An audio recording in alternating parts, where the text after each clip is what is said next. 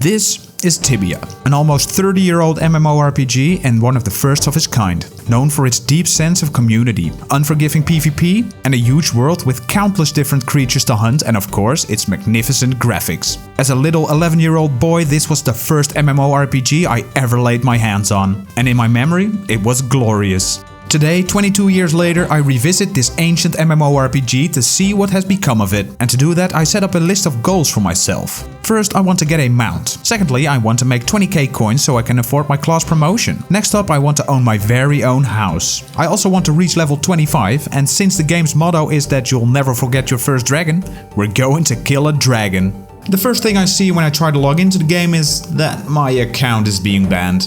So I did what any banned goblin would do and created a fresh account with a brand new character. I just can't wait to get back into Rookgard, the place where it all begins. And... wait, what? This isn't Rookgard. They stole it from me, Carmine! They took it! With a bittersweet feeling of sadness because Rookgard, one of my favorite places in the game, was removed, I continued the starter quest and entered a massive temple-like building. Inside I had a chance to try out the different vocations in the game, them being knights, Paladin, Druid and Sorcerer. Since my old character in Tibia was a Paladin, I walked through the Paladin portal and became one once again. In most games, a Paladin is a holy warrior, clad in divine armor and wielding a great hammer to smash and stun foes while buffing themselves and their allies with powerful defensive spells. And in Tibia, a Paladin is an archer. Once I managed to reach level 20 and gather 20k gold, I'd be able to ascend to become a royal paladin, unlocking a whole realm of new benefits. But we're certainly not quite there yet, so I started slaying trolls in the starting area of Dawnport, seemingly about the only thing you can do around here until you hit level 8. At that point, I'd be able to head to the mainland, so grinding trolls is what I did.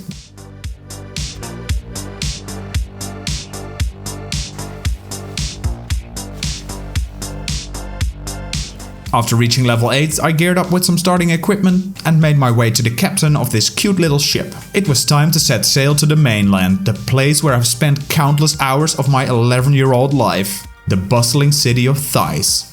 As soon as I stepped into Thais, the nostalgia kicked in like a tsunami. I was greeted by a flurry of players darting around, random trash everywhere and the classic sight of dead player carcasses sprawled in front of the depot. Ah, just like the old days. While taking this all in, I remembered that I had, well, no money at all. Luckily for me, I joined an older server where people drink potions like they're at the P. Diddy party and toss the empty flasks around on the floor for the poorest of the poor. People like me, to pick up and sell for some much needed deposit money. However, when I tried to sell my first batch of hobos gold, I got randomly PK'd by a guy who just moments earlier declared that he wasn't PK. Liar! Yeah, I definitely didn't miss this part of Tibia. Normally when you die you lose a bit of XP, your backpack, and you have a chance of losing any equipped gear. But to my surprise, I didn't lose anything, and I found out that new players are protected until level 20. This kinda broke my hardcore immersion, but at the same time, I was relieved that I didn't lose all my stuff to some random sweatlord.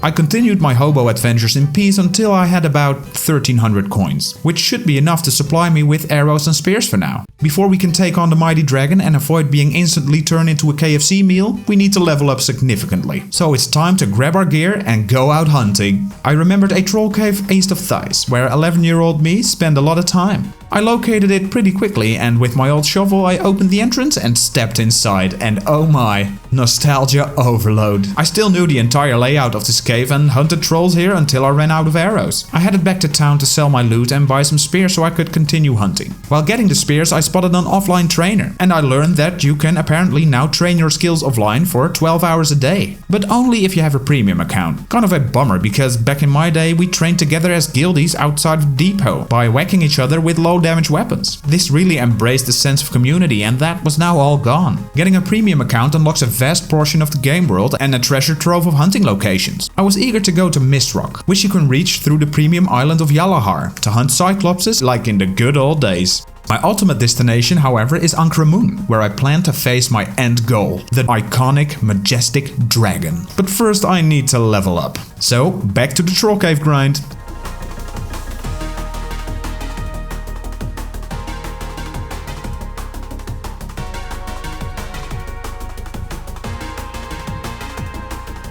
While purchasing the premium account, I did discover that Tibia had taken a turn towards being pretty pay to win. And when I say pretty, I mean it's like Korean mobile MMO levels of pay to win. You can buy experience boosts and even trade in your Tibia coins for in-game gold, which makes you able to purchase just about anything you want. Anyway, I kept grinding trolls until suddenly something really game-changing happened. My user interface started bugging out. So I hopped onto the help channel and a player messaged me with help. This guy had a Polish name, which instantly gave me the full Tibia nostalgia. Back in the old days, Tibia had a big Polish community. Heck, every Polish guy I ever talked to knows the game. And apparently Tibia is still pretty big in Poland. Then out of nowhere he offered me some starting gear. Like, how can I say no to that? However, what he considered starting gear turned out to be a jaw-dropping 200k worth of crazy equipment. I have never seen such beauty. He even gifted me boots of haste, which made me sprint faster, and an amulet of loss, ensuring that I wouldn't lose anything upon death. With my new gear, I barely lost any health while fighting the orcs and trolls, which really accelerated my leveling. I continued grinding at the trolls and minotaurs south of Theiss, another one of my old hunting spots, and once I hit level 14, I felt ready to go to Mistrock. To get there, I first needed to do a quest, so I set off in search of the dwarven city of Khazard-dûn, located northeast of Theiss. After getting lost in here because it has more flipping tunnels than a 2007 emo convention, I finally located the guy I needed to talk with. But to my frustration, he didn't respond to my prompt. So after 15 minutes of troubleshooting and scouring the worldwide webvertisement of wikis, I decided to cut my losses and head to Cyclopolis instead, another Cyclops hunting spot near Edron, the first premium city introduced to Tibia. Upon arriving in Edron, my first stop was the premium Paladin trainer to grab some exclusive premium spells, particularly haste, which boosts your speed. And I headed north towards Cyclopolis. After getting rid of some of the local wildlife, I finally met my first Cyclops near the caves. I guided it around and managed to kill it with my volley of spear throws. I spent my hard-earned hobo money on some stealth rings that were actually pretty cheap in the auction house, giving me the ability to go invisible in case I got gangbanged by too many thirsty Cyclopses. I put one of the rings on and jumped down the stairs. It seemed that the Cyclopses also employed dwarves to their capital, which wasn't really a problem, except for the dwarf guards. These tanky brutes can apparently see right through the stealth rings. They hit like trucks and were apparently crazy bullet sponges. They were, however, manageable, and I kept fighting in this area. The profit was decent at best, but the experience was pretty good. I kept grinding here until I hit level 16, and now it was finally time to get some of the first gameplay goals out of the way. I sold all of my loot,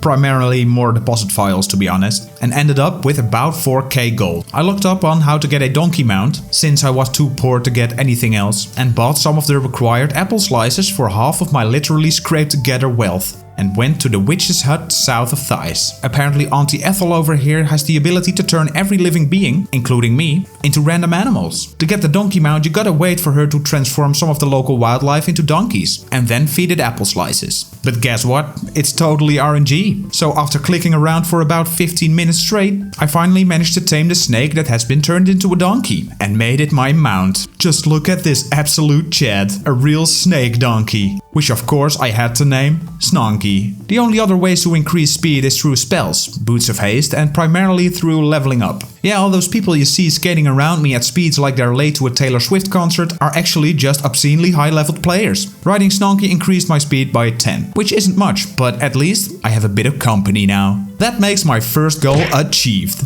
The next thing I wanted to tackle was getting my vocations promotion, which is kinda like a class specialization. You can only get the promotion at level 20, so I'm just 4 levels away. I do, however, also need 20k gold. And with the speed I'm crawling in the cash right now, it's gonna take a while. I know I could have sold one of the pieces of gear I got from my Polish sugar daddy, but that just felt too cheesy. I decided to hit up some of the bigger towns, and you've guessed it, grab every single deposit bottle I could find. I first went to Karlin, a cute picturesque town north of Theiss. Here I found some more bottles and a plate armor just laying on the ground. Don't mind me. The next stop was Vanor, the city in the swamps. It's a very popular city to live in. In my golden days it was known as the rich bitch town where all the high roller players lived, whereas I, on the other hand, always hated it. I think I just don't like the stinky swamps. Once again, I got lost. Bought some pears so I can keep regenning health and left for Ankh-Ramun, one of my favorite cities in the game because of all the pyramids. After strolling around a bit there, I decided to explore the charming desert village of Derashia, famous for its dragon lairs and desert village vibe. Sadly, no flasks around here. So I headed back to Edron, where I rummaged through some more trash and stumbled upon some protection amulets. The hobo life rules. Once back in Thais, I scored another full stack of flasks and rushed over to the shop to sell everything. Not gonna lie, my flask deposit venture was turning out pretty well. I raked in about 5k in just over half an hour. We're now at 7k gold, which still wasn't enough for the promotion. Cyclopolis with its eagle-eyed dwarfs wasn't really doing it for me. To make some more money, I needed to wait for the people to start throwing flasks around again in the major towns. So in the meantime, I decided to take Snonky on a different hunting spot near Ankramun, a cave with mummies and larvae in the desert. On our way there, I killed some nomads guarding the entrance, we picked up this weird rope-looking thingy, and we went in to farm some scarab larvae and mummies. The experience was actually better than Cyclopolis, and the profit was a lot higher, as both the larvae and the mummies dropped a lot of gold. I had to go to bed and I logged off into the offline trainer and thought to myself, finally, I found my new hunting spot. However, in reality it seemed that nothing could be farther from the truth. Upon logging back in and gritting at my sweet offline distance level gains, I went to sell the junk that I found on my sandy endeavors. I remembered that the creature products could be worth something, so I quickly checked the auction house what the little rope thingy was worth. And what? What the actual frick? People apparently pay 3k per piece for these bad boys. Well, surely I just got lucky and the spawn rate isn't that high, right? It's a whopping 6%? Oh yeah, I finally found the way to make the big bucks. Now I only have to find where the nomads spawn and oh yeah, of course, freaking Yalahar. Fuck my life. This time I actually did my best and found out that I couldn't proc the quest chain because I had to talk to some other guy in Port Hope first. So that's what I did, after which I absolutely didn't follow a step-by-step tutorial to find this stupid dwarven pickaxe without getting lost in the tunnels of Khazar-dûn again. This made me a novice in the Explorer Society, which I couldn't care less about, but now I can at least travel to Yalahar. Rope belts? Here we come. Yalahar is a city kind of fallen into despair. The middle part is safe, but the rest of it is overrun by angry anything really, only divided by big city walls. The big tower with all the nomads in it was in the foreign quarters, so we put on our stealth ring to skip all the trash mobs and went straight to the nomads. And oh boy, did we grind big time.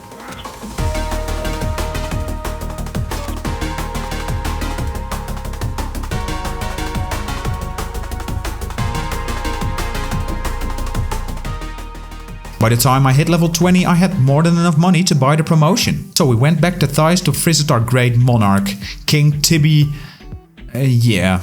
I asked him for the promotion and boom, 20k coins gone, but I'm a royal paladin now. This means more mana and health regen, as well as our second goal checked off our list. Time for the next goal, getting our very own house. Houses in Tibia are actually physical locations to showcase your gains, whether you want it to look cozy or whatever this is. To have a house, you need to have a premium account. And funnily enough, you still buy a house through the website. Let's select our world and take a look at the prices, right? What? 50k gold for a 13 square meter room? In old Tibia I used to pay 300 bucks for that stuff. That's like an inflation rate of 16,000% over 22 years. Yeah, scrap that goal from the video. I don't think anyone's noticed. So after getting our promotion to Royal Paladin, we only had 2 more goals left. Reach level 25 and kill a dragon all by myself. Now that we can finally get to Yalahar, we can also hunt Cyclopses in Mistrock. But as we can remember, hunting Cyclopses wasn't all that great as it sounded. So I decided to switch gears and finally put the spears away to start hunting Cyclopses with earth arrows, since Cycs are weak to earth damage. However, it turns out that if you pull an arrow through the dirt, it increases in value about 3 times. So we first needed to hunt some more rope belt wearers to rake in some cash. After earning enough money, I grabbed some earth arrows and finally made my way to Mistrock to hunt the Cyclopses. And the experience here was actually insane. I took them down a lot faster with my new dirty arrows, and at times I nearly had 50k experience per hour, while the best I could manage at the nomads was about 24k per hour. It only took a few hours of grinding Cyclopses for me to hit level 25. This meant that we were down to only 1 more goal left on my Tibia to-do list: slay a dragon. I still vividly remember the spot where I once hunted dragon as a young lad, northwest of Ankramun. To prepare for the fight, I purchased an intense healing spell that I unlocked upon reaching level 25, along with the new royal spears, since I could wield a shield with those, something I definitely wanted for the battle with the dragon.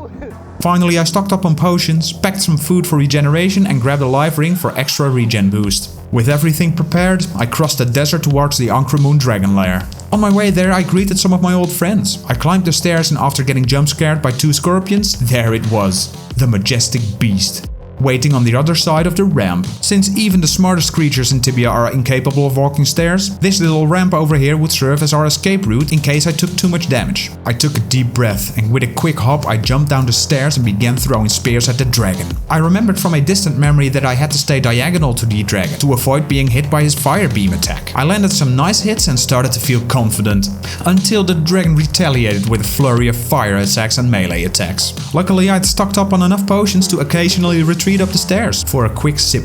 After a few more spear throws and well-placed heals, I managed to deal enough damage to the beast that it started retreating. From there, it was game over for our green friend. I did it. I finally killed a dragon in Tibia, all by myself. With this epic victory, I managed to achieve every goal that I set for myself. I started with nothing, traveled around all of the Tibian continent to earn my very own mount, made enough money to buy my promotion to Royal Paladin, and faced off against a true dragon.